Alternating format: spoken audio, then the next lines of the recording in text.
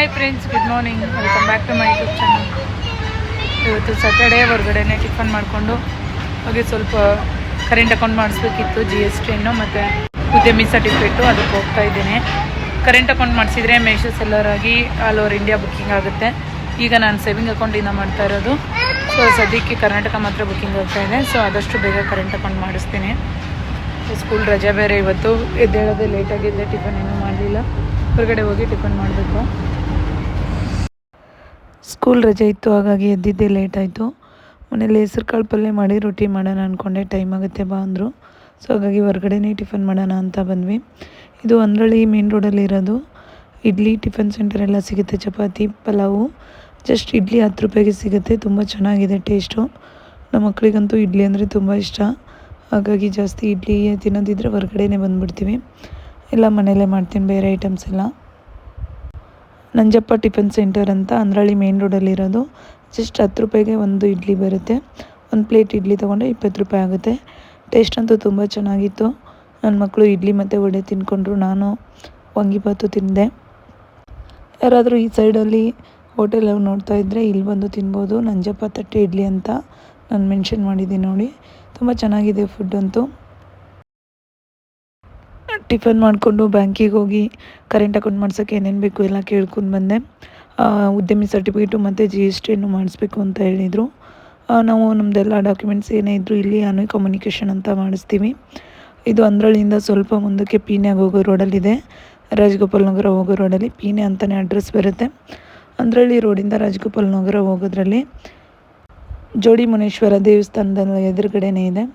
So ಇಲ್ಲಿ ಎಲ್ಲ ರೀತಿ PAN card, Aadhaar card update, ಯಾವುದೇ ರೀತಿ online applications and ticket, train booking ಎಲ್ಲನೂ ಇವ್ರು ಮಾಡಿಕೊಡ್ತಾರೆ. ನಾನು ಇವ್ರ ಹತ್ರನೇ ಆಲ್ಮೋಸ್ಟ್ ಎಲ್ಲನೂ ರೆಡಿ ಮಾಡಿಸ್ದೆ. ಮೊನ್ನೆ ಪ್ಯಾನ್ ಕಾರ್ಡ್ ಲಿಂಕ್ ಆಗಿರಲಿಲ್ಲ ಆ್ಯಂಡ್ ನೇಮ್ ಚೇಂಜಿಂಗ್ ಇಲ್ಲೇ ಕೊಟ್ಟಿದ್ದೆ. ನೇಮ್ ಚೇಂಜ್ ಕೂಡ ಮಾಡಿಕೊಟ್ರು. ಇವತ್ತು ಉದ್ಯಮಿ ಸರ್ಟಿಫಿಕೇಟ್ ಮಾಡ್ಸೋಣ ಅಂದ್ಕೊಂಡಿದ್ದೀನಿ. DS ಕಲೆಕ್ಷನ್ದು ಉದ್ಯಮಿ ಸರ್ಟಿಫಿಕೇಟ್ ಆದಮೇಲೆ GSTಯನ್ನು ಮಾಡಿಸ್ಬೇಕು ಇವ್ರ ಹತ್ರನೇ. ಟೋಟಲು GSTನು ಉದ್ಯಮಿ ಸರ್ಟಿಫಿಕೇಟ್ ಎಲ್ಲನೂ ಮಾಡ್ಸೋಕ್ಕೆ 8000 ಆಯಿತು ಅಂದರು.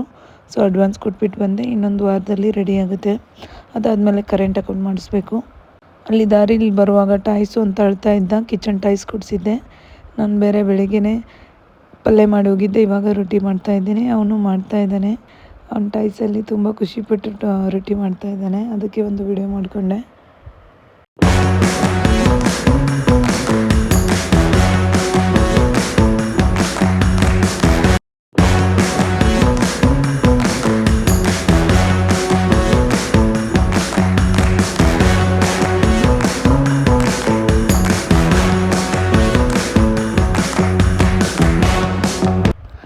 ಜೋಳದ ರೊಟ್ಟಿ ಅಂದರೆ ನನ್ನ ಮಕ್ಕಳಿಗೆ ಇಷ್ಟ. ನಾನೇ ಜಾಸ್ತಿ ಮಾಡಲ್ಲ, ಮಾಡೋಕ್ಕೆ ಬಿಡೋದೇ ಇಲ್ಲ, ಬರೀ ಜಗಳಾಡ್ತಾರೆ ಅಂತ ಜಾಸ್ತಿ ಮಾಡಲ್ಲ.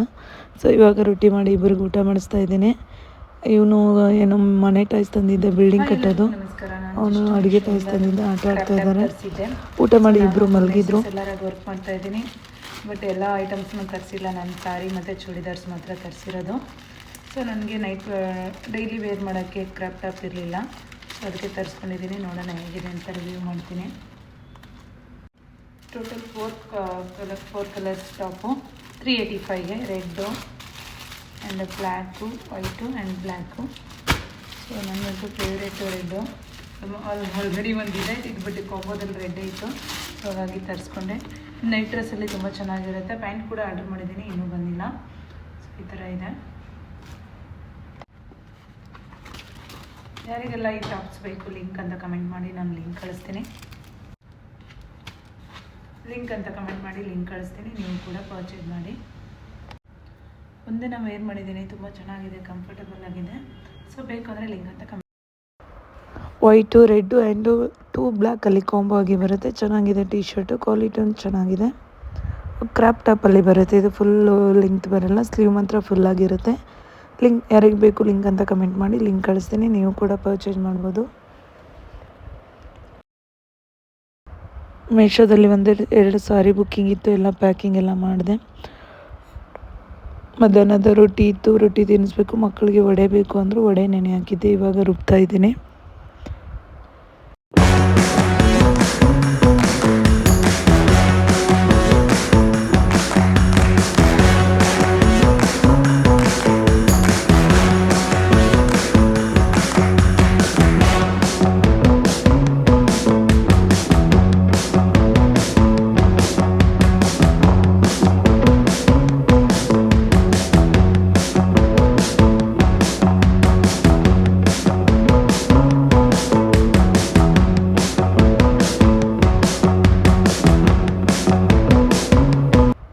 ಸಂಡೇದು ಬ್ಲಾಗ್ ಕಂಟಿನ್ಯೂ ಆಗಿರುತ್ತೆ. ನಮ್ಮ ಮನೆ ಹಿಂದ್ಗಡೆ ಇರೋ ಮುನೇಶ್ವರ ದೇವಸ್ಥಾನದಲ್ಲಿ ಇವತ್ತು ಪೂಜೆ ಇತ್ತು, ಪ್ರಸಾದ ಕೂಡ ಇತ್ತು. ಸತ್ಯನಾರಾಯಣ ಪೂಜೆ ಮಾಡ್ತಾರೆ ಅವರು ವರ್ಷಕ್ಕೊಂದ್ಸತಿ. ಹಾಗೆ ಪೂಜೆಗೆ ಹೋಗಿದ್ವಿ, ಪೂಜೆ ಎಲ್ಲ ಮುಗಿಸ್ಕೊಂಡು ಇವಾಗ ಊಟ ಮಾಡಿ ಹೋಗಬೇಕು. ನಾನು ಈ ದೇವಸ್ಥಾನ ಪ್ರತಿ ಅಮಾವಾಸ್ಯೆ ಪೂಜೆ ಮಾಡ್ತೀನಿ.